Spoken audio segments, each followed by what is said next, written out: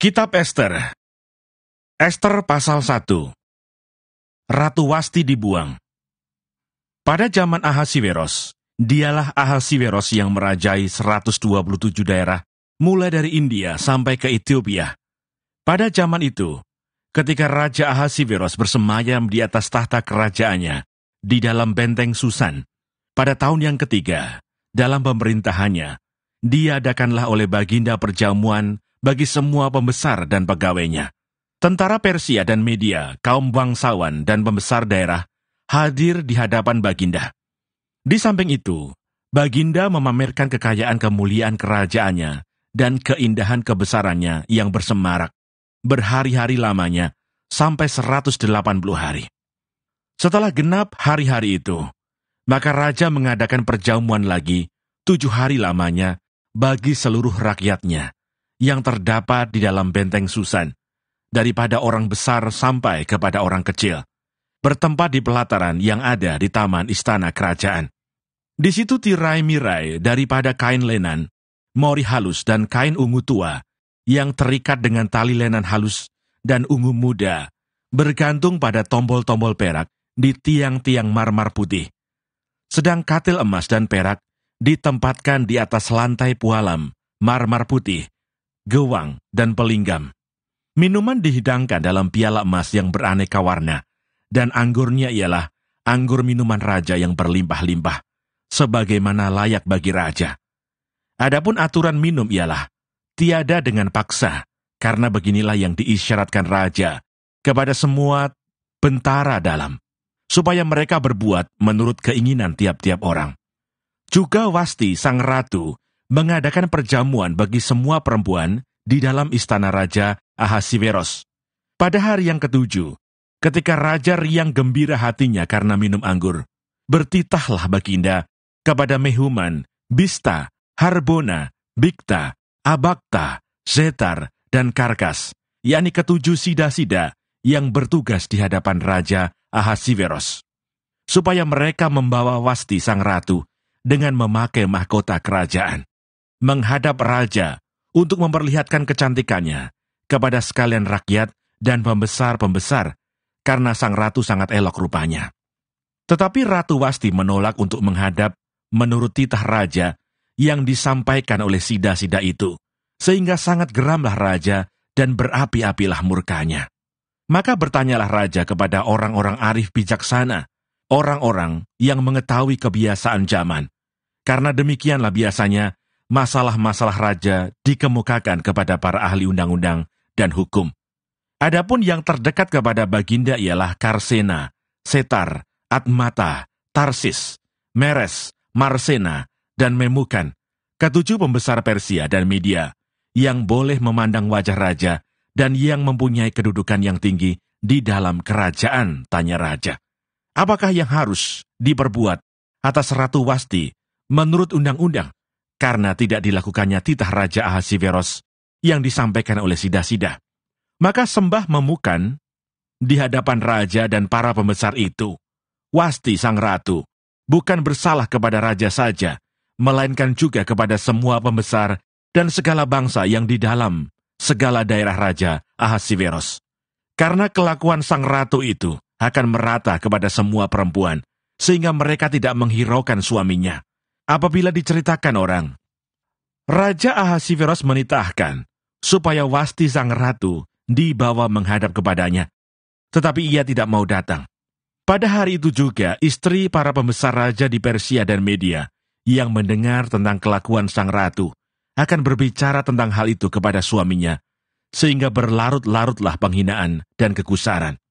Jikalau baik pada pemandangan raja, hendaklah dikeluarkan suatu titah kerajaan dari hadapan baginda dan dituliskan di dalam undang-undang Persia dan Media, sehingga tidak dapat dicabut kembali, bahwa Wasti dilarang menghadap Raja Ahasiweros, dan bahwa raja akan mengaruniakan kedudukannya sebagai ratu kepada orang lain yang lebih baik daripadanya. Bila keputusan yang diambil raja kedengaran di seluruh kerajaannya, alangkah besarnya kerajaan itu, maka semua perempuan akan memberi hormat kepada suami mereka, daripada orang besar sampai kepada orang kecil. Usul itu dipandang baik oleh raja serta para pembesar. Jadi bertindaklah raja sesuai dengan usul memukan itu. Dikirimkanlah oleh Baginda surat-surat ke segenap daerah kerajaan. Tiap-tiap daerah menurut tulisannya dan tiap-tiap bangsa menurut bahasanya, bunyinya. Setiap laki-laki harus menjadi kepala dalam rumah tangganya dan berbicara menurut bahasa bangsanya. Ester pasal 2. Ester diangkat menjadi ratu. Sesudah peristiwa-peristiwa ini, setelah kepanasan murka Raja Ahasiweros surut, terkenanglah Baginda kepada Wasti dan yang dilakukannya, dan kepada apa yang diputuskan atasnya. Maka sembah para biduanda raja yang bertugas pada Baginda. Hendaklah orang mencari bagi raja gadis-gadis, yaitu anak-anak dara yang elok rupanya. Hendaklah raja menempatkan kuasa-kuasa di segenap daerah kerajaannya, supaya mereka mengumpulkan semua gadis.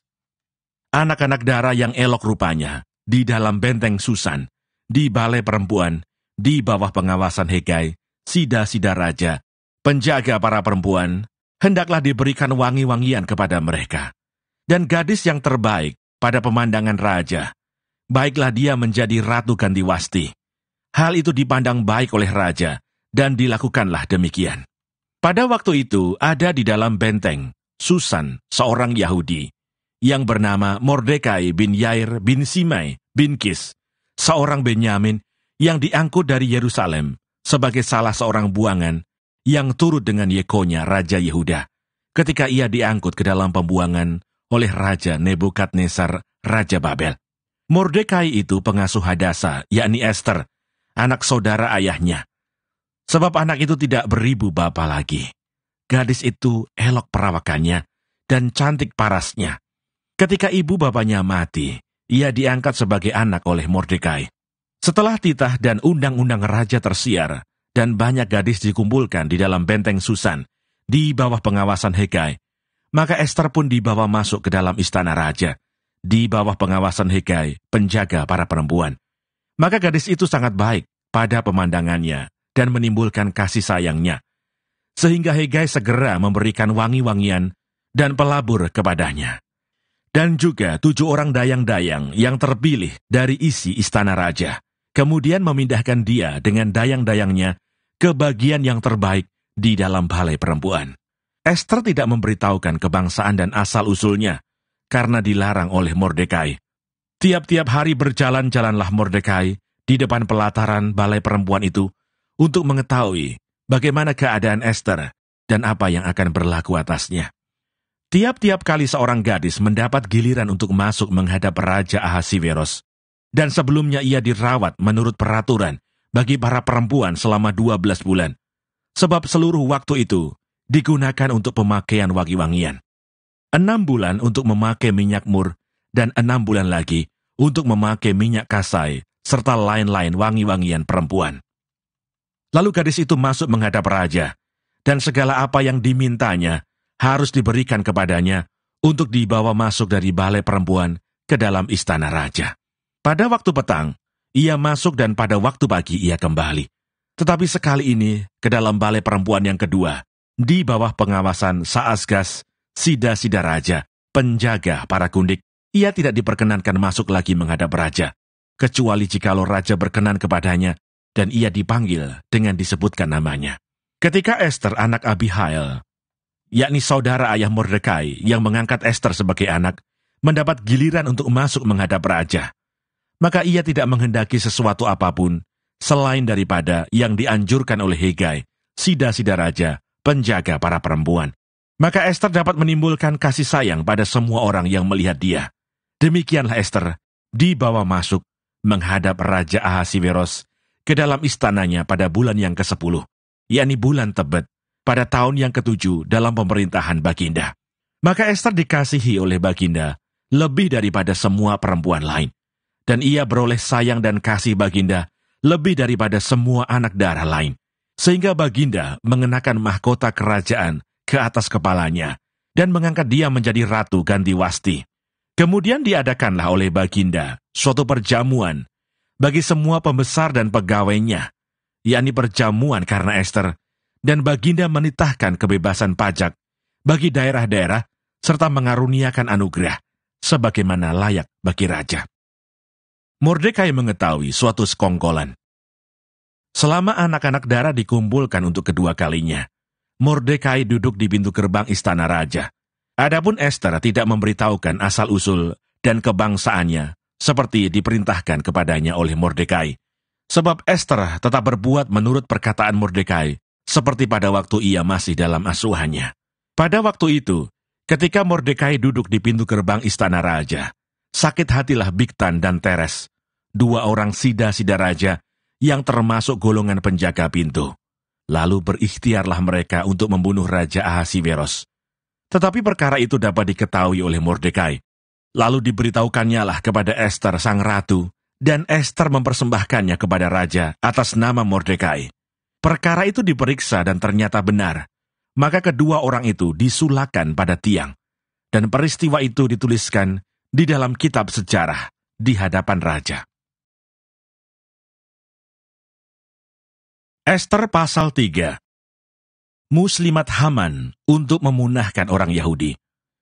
Sesudah peristiwa-peristiwa ini, maka Haman bin Hamedata, orang Agag, dikaruniailah kebesaran oleh Raja Ahasiweros, dan pangkatnya dinaikkan, serta kedudukannya ditetapkan di atas semua pembesar yang ada di hadapan baginda.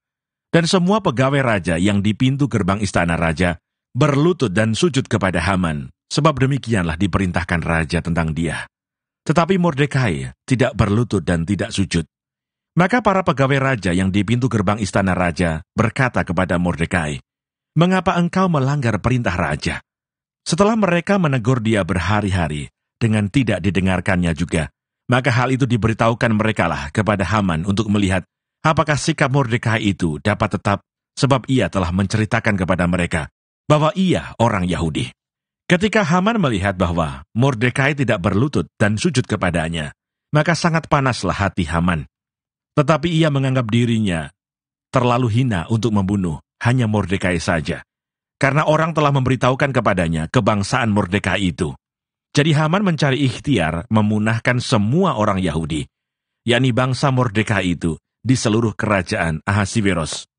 Dalam bulan pertama, yakni bulan Nisan, dalam tahun yang ke-12, zaman Raja Ahasiweros, orang membuang pur, yakni undi, di depan Haman, hari demi hari dan bulan demi bulan, sampai jatuh pada bulan yang ke-12, yakni bulan Adar. Maka sembah Haman kepada Raja Ahasiweros. Ada suatu bangsa yang hidup tercerai-berai dan terasing di antara bangsa-bangsa di dalam seluruh daerah kerajaan tuanku. Dan hukum mereka berlainan dengan hukum segala bangsa. Dan hukum raja tidak dilakukan mereka, sehingga tidak patut bagi raja membiarkan mereka leluasa.